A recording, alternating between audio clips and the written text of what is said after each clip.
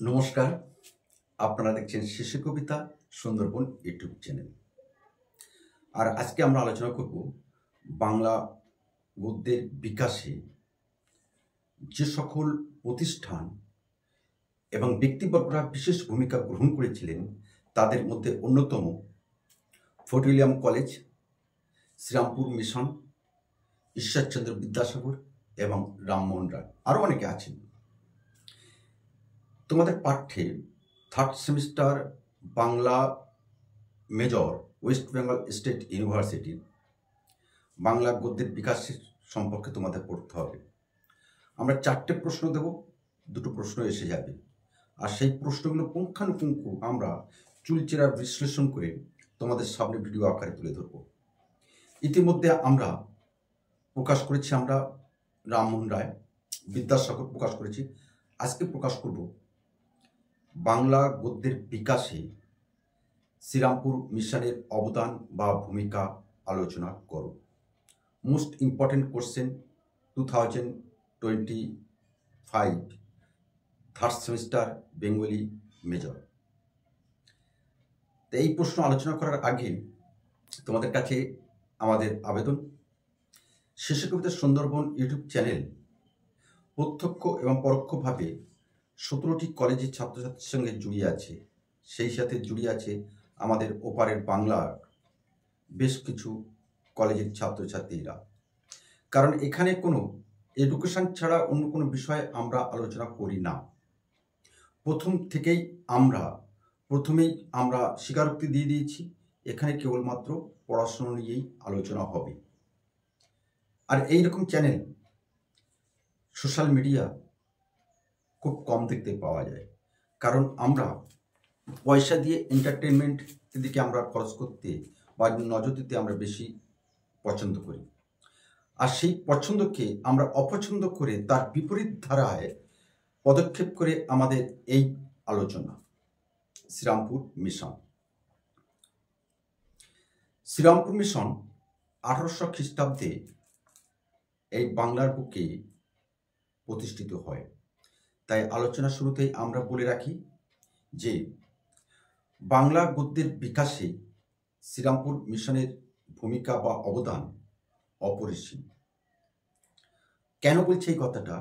কারণ এই শ্রীরামপুর মিশন মূলত প্রতিষ্ঠিত হয়েছিল ধর্মীয় প্রচার করার উদ্দেশ্যে, কিন্তু লক্ষণীয় বিষয়, সেই ধর্ম প্রচারের মধ্যে নিজেকে সীমাবদ্ধ না রেখে তিনজন বিখ্যাত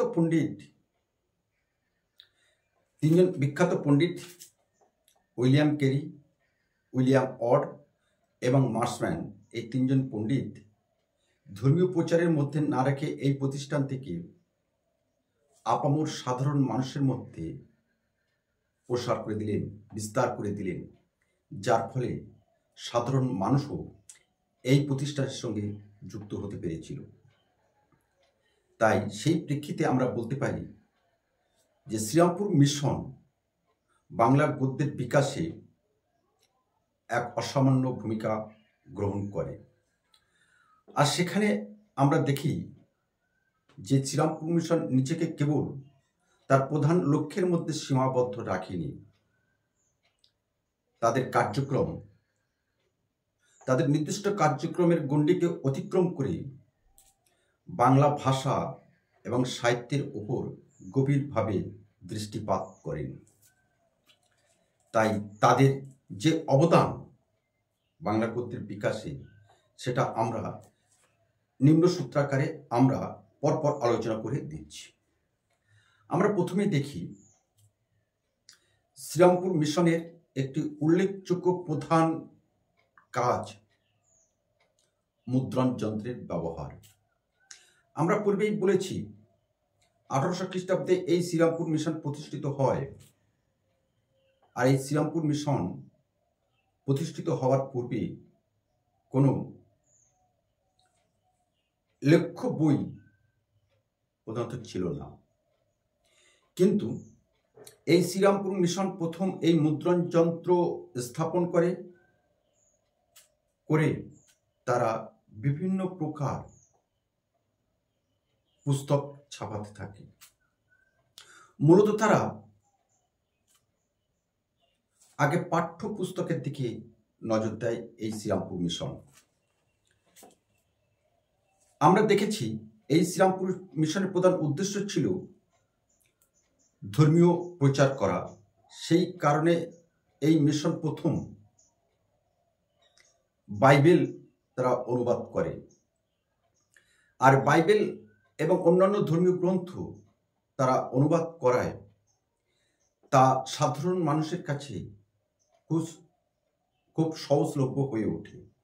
কারণ তারা যে অনুবাদমূলক যে বই পুস্তক প্রকাশ করে তার ভাষা কিন্তু খুব সুন্দর, সাধারণ, সাবলীল ভাষা, যার ফলে একটা যুগান্তকারী পদক্ষেপ এই শ্রীরামপুর মিশন গ্রহণ করে এবং সাধারণ মানুষের কাছে অতি সহজে, অতি অল্প সময়ের মধ্যে কিন্তু শ্রীরামপুর মিশন চলে যায়।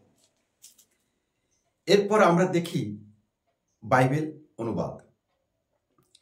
কারণ আমরা দেখেছি 1800 খ্রিস্টাব্দের আগে এই পুস্তক প্রকাশ করা মুদ্রণযন্ত্রের মাধ্যমে বেশ ব্যয়বহুল ছিল। আর সেই সময়কালে আমাদের পাঠ্য বিষয় বলতে সেগুলো কিন্তু পাণ্ডুলিপি আকারে ছিল। কিন্তু সেই পরিস্থিতি, সেই পরিবেশকে সামনে রেখে এই শ্রীরামপুর মিশন কি করলেন, বাইবেল গ্রন্থটি বাংলায় অনুবাদ করলেন। আর এই অনুবাদটি ছিল কিন্তু সেই সময়কালে দাঁড়িয়ে একটা ভীষণ কঠিন এবং জটিল কাজ। কঠিন এবং জটিল কাজ হওয়া সত্ত্বেও কিন্তু উইলিয়াম কেরি, উইলিয়াম ওয়ার্ড এবং মার্সম্যান, এই তিনজন মহাপণ্ডিত এই কাজে কিন্তু তাদের দৃষ্টি নিক্ষেপ করে। কারণ আমরা জানি বাইবেলের ভাষা বেশ কঠিন ছিল এবং সংস্কৃত আকারে। সেই কঠিন এবং সংস্কৃত ভাষাকে তারা তর্জমা করে বাংলা ভাষায় তারা রচনা গ্রন্থটি প্রকাশ করার ফলে সেখানে ভাষা হয়ে দাঁড়ায় খুব সহজ, সাধারণ মানুষের উপযোগী, যার ফলে এই বৃহৎ গ্রন্থের অনুবাদ বাংলা গদ্যের সাহিত্যে এক যুগান্তকারী পদক্ষেপ হিসেবে বিবেচিত। অতঃপর আমরা দেখি এই শ্রীরামপুর মিশন বিভিন্ন পাঠ্যপুস্তক রচনা করে।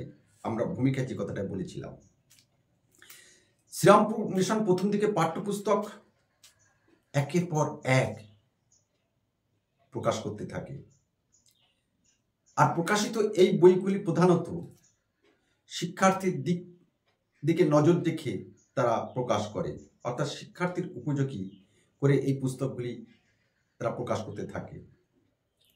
আর সেখানে আমরা দেখি বাংলা ব্যাকরণ, ইতিহাস, ভূগোল ইত্যাদি বিষয়, প্রভৃতি বিষয়ে অসংখ্য বই কিন্তু এই শ্রীরামপুর মিশন থেকে একের পর এক প্রকাশ হতে থাকে, যার ফলে শিক্ষামূলক কাজে এই শ্রীরামপুর মিশন একটা ব্যাপক অংশের মানুষের মনের দরজা উন্মুক্ত করে দেয়।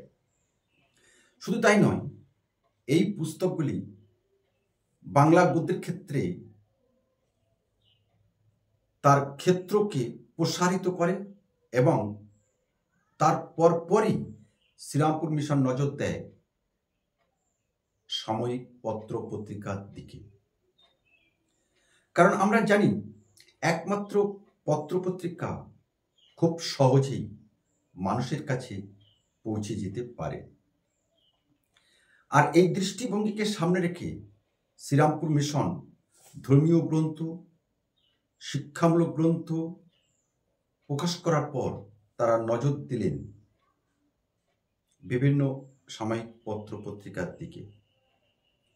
আর এই সাময়িক পত্র পত্রিকার দিকে নজর দিয়ে তারা প্রথম প্রকাশ করে দিগদর্শন। সময়টা হলো 1818 খ্রিস্টাব্দ। অতঃপর তারা নজর দিলেন সমাচার দর্পণ নামক সাময়িক পত্রিকার দিকে। সে সময়টা কিন্তু 1818 খ্রিস্টাব্দে, অর্থাৎ 1818 খ্রিস্টাব্দে শ্রীরামপুর মিশন থেকে উইলিয়াম কেরি, উইলিয়াম ওয়ার্ড এবং মার্সম্যান দুটি পত্রিকা একই সাথে প্রকাশ করতে থাকে, দিগদর্শন এবং সমাচার দর্পণ নামক পত্রিকা। এই পত্রিকাগুলির ভাষায় এই পত্রিকাগুলি কি হয়েছিল সেই সময়ে, যে বাংলা ভাষায় কিন্তু প্রকাশ করতে থাকে। দিগদর্শন এবং সমাজের দর্পণ এই দুটি পত্রিকা প্রথমে কিন্তু বাংলা ভাষায় প্রকাশিত হয়। সবচেয়ে মজার ব্যাপার কি জানেন তো, কিভাবে এই পত্রপত্রিকাগুলি মানুষের হৃদয়ের অভ্যন্তরে নিয়ে গেল। এই পত্রপত্রিকাগুলির মধ্যে তারা বিভিন্ন রকম খবর প্রকাশ করে। তারা প্রকাশ করে বিভিন্ন রকম জ্ঞানমূলক প্রবন্ধ এবং বিভিন্ন সাহিত্য বিষয়ক লেখা। আর এই তিনটি বিষয়ের প্রতি প্রত্যেক মানুষের কম বেশি আগ্রহ থাকে। আর সেই আগ্রহকে প্রাধান্য দিয়ে, সাধারণ মানুষের আগ্রহকে প্রাধান্য দিয়ে শ্রীরামপুর মিশন এই পত্রিকাগুলির মধ্যে দিয়ে খবর, জ্ঞানমূলক প্রবন্ধ এবং বিভিন্ন বিষয় নিয়ে তারা সাহিত্য লেখালেখি প্রকাশ করে থাকে, যার ফলে বাংলা গদ্য নিয়মিত ব্যবহার হতে থাকে। আর এইভাবে, ঠিক এরূপভাবে বাংলা গদ্য কিন্তু অতি ধীরলয় গতিতে প্রসারিত হতে থাকে নবরূপে নবসাজে। আমরা এখানে বলতে পারি এই যে দুটি পত্রিকার নাম, আরো অনেক পত্রিকা আছে, এই দুটি পত্রিকা প্রধানত 1818 খ্রিস্টাব্দে মানুষের মনের কাছাকাছি চলে গেল। মানুষ তাদের হৃদয়ের একটা অমূল্য সম্পদ বলে এই পত্রিকাগুলো নিল। কেন? কারণ এই পত্রিকাগুলির মধ্যে দিয়ে বিভিন্ন খবর যা জানার আমার আপনার সকলে ভীষণ আগ্রহ দেখা দেয়। আর এই পত্রপত্রিকাগুলি প্রকাশ ছিল শ্রীরামপুর মিশনের একটি উল্লেখযোগ্য পদক্ষেপ। আর সেই পদক্ষেপের দিকে নজর রেখে আমরা সব শেষে যে কথাটা বলবো, কথাটা হলো এই: শ্রীরামপুর মিশন ধর্মীয় প্রচার উদ্দেশ্যে প্রতিষ্ঠিত হলেও মার্সম্যান, উইলিয়াম ওয়ার্ড এবং উইলিয়াম কেরি সেই কার্যক্রমের মধ্যে এই মহাপ্রতিষ্ঠানটিকে আবদ্ধ রাখেননি। এই প্রতিষ্ঠানটি যাতে সমাজের সর্বস্তরের মানুষের মধ্যে বিস্তার লাভ করতে পারে, তার জন্য তারা জ্ঞান, বিজ্ঞান, ব্যাকরণ, ইতিহাস, ভূগোল প্রভৃতি বিষয়ে তারা গ্রন্থ প্রকাশ করতে থাকে। পাশাপাশি তারা ধর্মীয় গ্রন্থ হিসাবে বিভিন্ন গ্রন্থগুলি তারা বাংলায় অনুবাদ করে। আর সেই অনুবাদের ভাষা ছিল কিন্তু গদ্য। আর সেই ভাষা শুধু গদ্য নয়, সেই গদ্যের ভাষা ছিল কিন্তু অতি সহজ, সরল এবং সাবলীল। ঠিক যে সাবলীল ভাষায় এই মুহূর্তে আমি আপনার সাথে কথা বলছি, ঠিক সেই ভাষায় বিভিন্ন পুস্তকগুলি, বিভিন্ন সাময়িক পত্রপত্রিকাগুলি শ্রীরামপুর মিশন প্রকাশ করে থাকে। তাই বলা যেতে পারে শ্রীরামপুর মিশন বাংলা গদ্যকে নবরূপে নবসাজে রূপায়ণে একটি উল্লেখযোগ্য ভূমিকা গ্রহণ করে। শুধু তাই নয়, এই শ্রীরামপুর মিশন বাংলা গদ্যের শৈলীকে, বাংলা গদ্যের কাঠামোকে একটি শক্ত ভিত্তির উপর স্থাপন করে, যার ফলে এই শ্রীরামপুর মিশন তার জন্মলগ্ন থেকেই এবং তার বিকাশে এক গুরুত্বপূর্ণ ভূমিকা নিয়ে নেয়। এটাই ছিল তোমাদের শ্রীরামপুর মিশনের বাংলা গদ্যের বিকাশে এক উল্লেখযোগ্য ভূমিকা। আর সেটাই তোমাদের কাছে আমরা অতি সাবলীল, সহজ, প্রাঞ্জল ভাষায় আমরা তুলে ধরলাম। আশা করছি তোমাদের কাজে লাগবে, এবং তোমাদের কাজে লাগলে অবশ্যই তোমাদের বন্ধুদের কাছে একটু শেয়ার করে দিও। সামনে পুজো আসছে, পুজো তোমাদেরকে ভালো কাটুক, সবাই সুন্দর থাকো, ভালো থাকো, আমরাও ভালো থাকবো। তবে পূজার সময় কিন্তু তোমরা একটু পড়াশোনা করো, কারণ সেমিস্টার সিস্টেম মানে বই থেকে ওঠা যাবে না।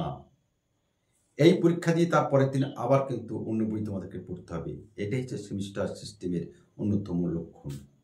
আর সেদিকে নজর দিয়ে আমরা কিন্তু অবিরামভাবে শেষের কবিতা পাঠকেন্দ্র কিন্তু আমাদের উন্মুক্ত থাকে, ছাত্রছাত্রীরা এখানে এসে পাঠদান করে। আর তোমরাও যদি পাঠদান নিতে চাও তাহলে আমরা হোয়াটসঅ্যাপ নম্বর দিয়ে দেবো, সেখানে তোমরা যোগাযোগ করতে পারো। হিঙ্গলগঞ্জ এবং বারাসাত এই দুটি জায়গায় আমাদের পাঠকেন্দ্র আছে। ধন্যবাদ।